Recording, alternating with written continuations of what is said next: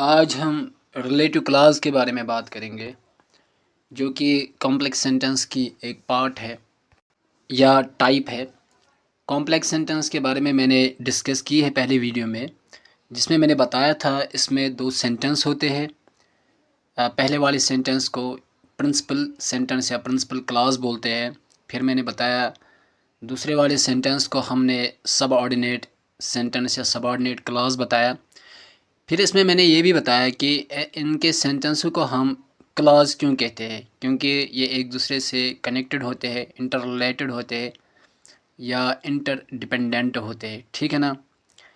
तो फिर उसमें मैंने ये भी डिस्कस किया, पहले वाले को प्रिंसिपल या मैन क्लॉज या मैन सेंटेंस क्यों बोलते हैं, दूसरे वाले को हम सबऑर्डिनेट क्यों बोलते हैं। वो वाला वीडियो आप मेरा चेक कर लीजिए।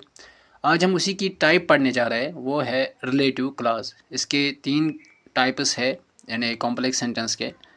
वो उसका जो टाइप्स बनते हैं, वो उसके एक्चुअली में कंजक्शन के बिना पे बनते हैं।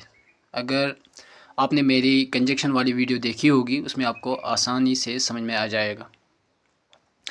तो रिलेटिव क्लॉज या रिलेटिव कॉम्प्लेक्स सेंटेंस वो सेंटेंस होता है जिसमें वो कंजक्शंस होते हैं जिनमें जो हम बाद में सबऑर्डिनेटिव क्लॉज या सबऑर्डिनेटिव सेंटेंस जोड़ते हैं, उनमें कोई भी प्रोनाउन छुपा हुआ होता है, जिसको हम एंटीसीडेंट बोलते हैं, जो पीछे वाले सेंटेंस की तरफ लौटता है, ठीक है ना।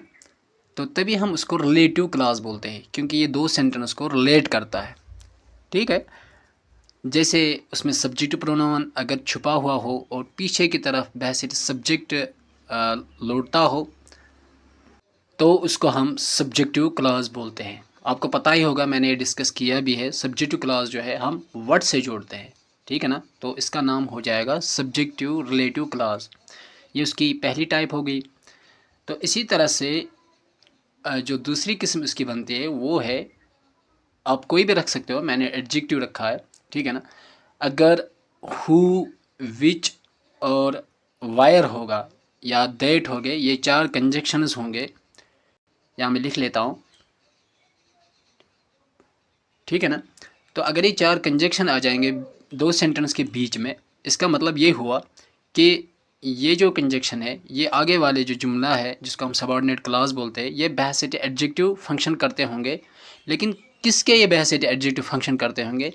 इससे पहले वाला जो सेंटेंस है जिसको हम प्रिंसिपल क्लॉज बोलते हैं, उसमें नाउन होगा, उसे उसी के बारे में कुछ बताता होगा या बताता होंगे, ठीक है ना।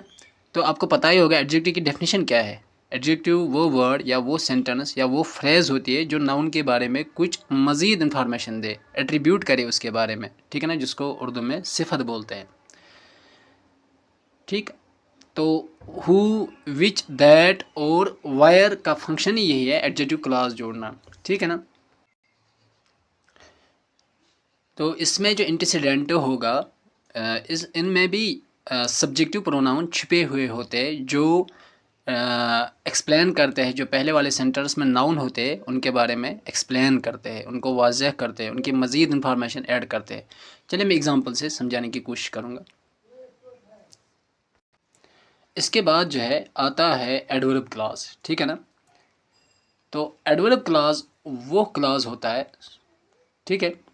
एडवर्ब क्लॉज वो क्लॉज होता है जिसमें हम जो पहला वाला सेंटेंस यानी प्रिंसिपल क्लॉज होता है, उसमें वर्ब होता है, ठीक है ना। आगे वाले क्लॉज में यानी आगे वाले सेंटेंस में हम उसको हम ऐसे फंक्शन कराते हैं जो उस वर्ब का बहैसियत एडवर्ब फंक्शन करता है, ठीक है ना।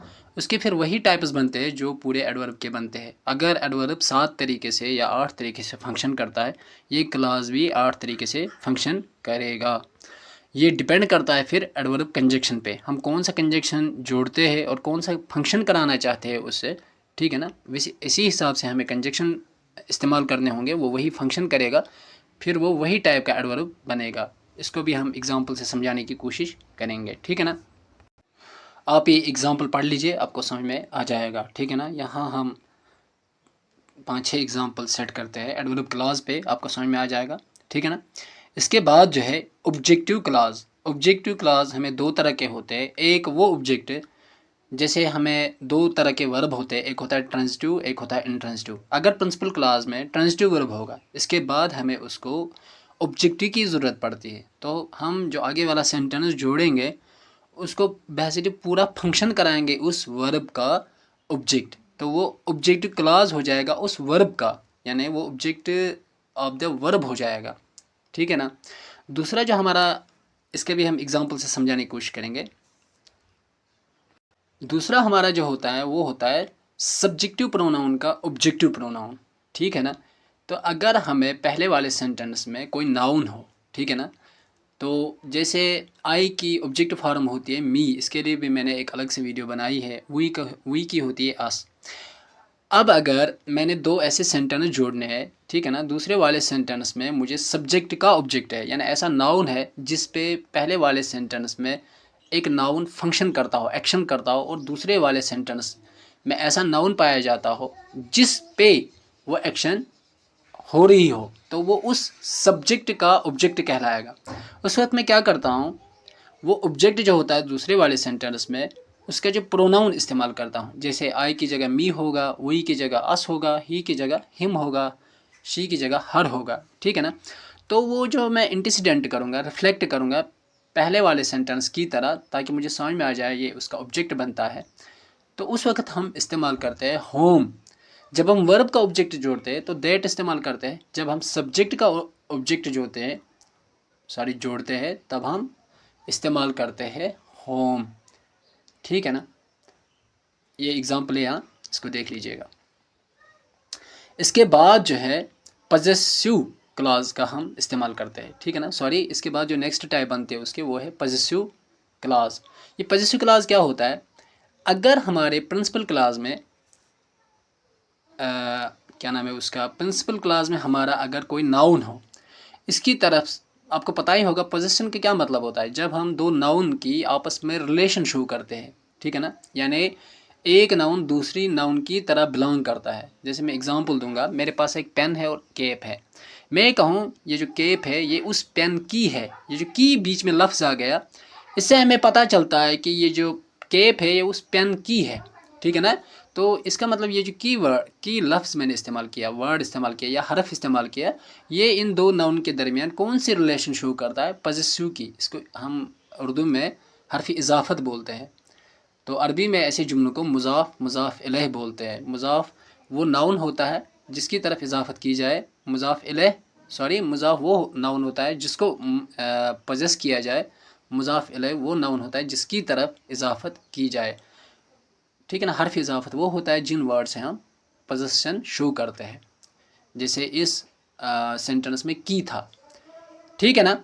तो इसका मतलब पजेसिव रिलेटिव क्लॉज वो होता है, पहले वाले प्रिंसिपल क्लॉज में नाउन होगा और दूसरे सबऑर्डिनेट क्लॉज में भी नाउन होगा। हमें ऐसा प्रोनाउन इस्तेमाल करना होगा बीच में, रिलेटिव प्रोनाउन, जिससे वो आगे वाले जो सबऑर्डिनेट क्लॉज में नाउन है हमें समझ में आ जाए ये जो नाउन है ये रिलेट है, जो पिछले वाले सेंटेंस में इस्तेमाल हुआ नाउन है उसके साथ उसकी रिलेशन है। जैसे मैं यहाँ एक एग्जांपल दे रहा हूँ। अगर मैं लिखूँ I have a pen, I have a pen, तो फिर मैं दूसरा सेंटेंस इस्तेमाल करूँ, मैं लिखूँ its cap is black. Its positive pronoun है। ठीक है ना। अब मैं उनका जोड़ना चाहूँ तो मैं ऐसे लिखूँ I have a pen, its को हटाऊँगा मैं, अब मैंने प्रोनाउन इस्तेमाल किया, मैं लिखूँ हुज़ कैप इज़ ब्लैक।